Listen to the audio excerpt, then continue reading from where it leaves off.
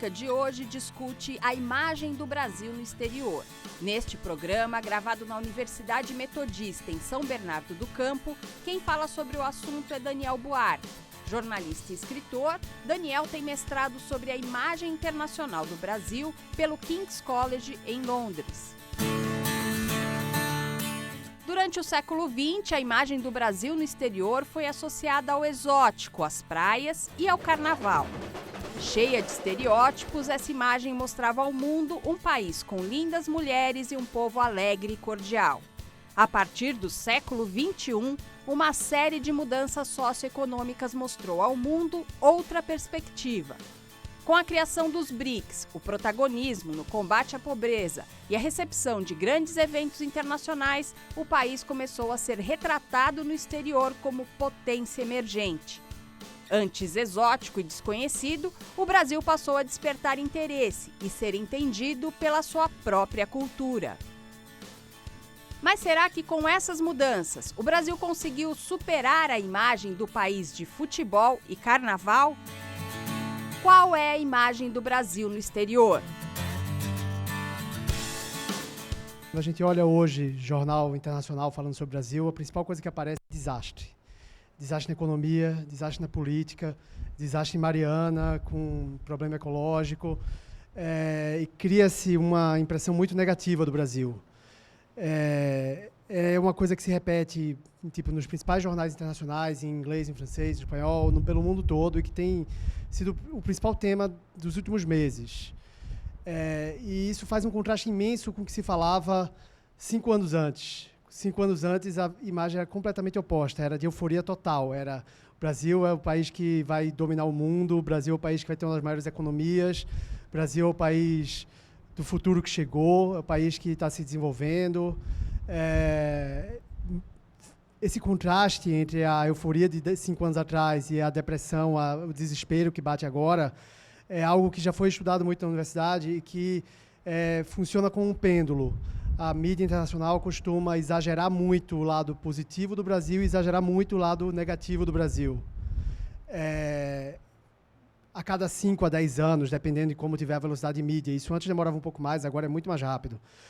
Então, a gente tinha, em 2009, a capa da revista The Economist com o Cristo Redentor disparando como um foguete para o espaço, e 5 anos depois, o foguete do Cristo Redentor perdido e o Brasil sem rumo. Essa questão do pêndulo acaba fazendo com que a mídia nunca reflita a imagem, a realidade do Brasil. A realidade nunca é tão boa quanto parece quando está tudo bem, nem é tão ruim quanto parece quando está tudo no clima de desastre que está agora. Nesse meio, tem algumas pessoas, que são os brasilianistas, que são estrangeiros que estudam o Brasil na academia e que pesquisam a situação do Brasil e que costumam aparecer aqui e ali com uma visão muito mais moderada, uma visão mais equilibrada, uma visão que é raro ver até aqui no Brasil. Uma visão de que o Brasil está com problemas, de que tem questões econômicas e políticas que precisam ser revistas, mas que o país não está tão no buraco assim, que tem perspectiva de sair, tem perspectiva de se reequilibrar. Uma entrevista recente do professor Anthony Pereira, que é diretor do Brasil Institute, lá do King's College de Londres, fala exatamente isso. Olhando de fora, a gente sabe que as coisas estão ruins, mas a gente que não está vivendo esse clima tão tenso, a gente consegue ver que as coisas têm saída, as coisas vão melhorar daqui a um tempo. De forma parecida, em 2010, quando todo mundo estava eufórico, Werner Bayer, que é outro brasilianista bem importante em economia, dizia o contrário. Não tem motivo para essa euforia toda. O Brasil está bem, tem perspectiva de crescer? Tem, mas tem pé de barro, tem muito problema e pode quebrar e pode não dar certo. Então, isso mostra um pouco esse equilíbrio aí dos dois. E depois de falar da mídia e dos brasilianistas, tem um terceiro lado que são as pesquisas de reputação internacional dos países. Foi divulgada ontem a última dessas, que chama Nation Brands Index. É uma pesquisa que entrevista 20 mil pessoas no mundo todo, perguntando o que elas pensam de 50 países e o que elas acham da economia daquele país, do povo daquele país, da cultura, do governo. E, a partir daí, a pesquisa traça a imagem geral que o público comum tem daquele país. E o Brasil apareceu, na pesquisa que saiu ontem, que é do último ano, em 20º lugar entre 50 países do mundo. O Brasil é o primeiro entre os BRIC, o Brasil é o primeiro entre os países da América Latina, e subiu uma posição, apesar desse clima de desastre que se fala no último ano. Ele era 21º na pesquisa do ano passado e é 20º agora.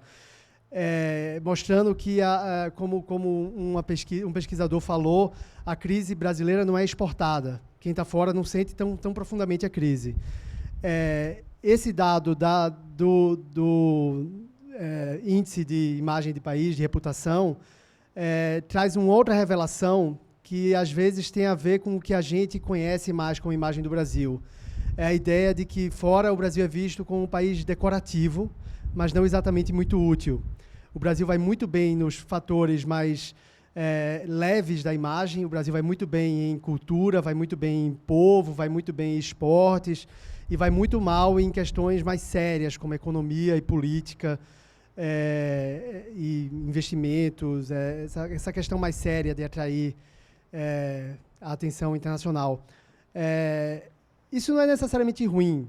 A Itália tem uma imagem parecida com a do Brasil nesse sentido. A Itália também é vista como um país decorativo.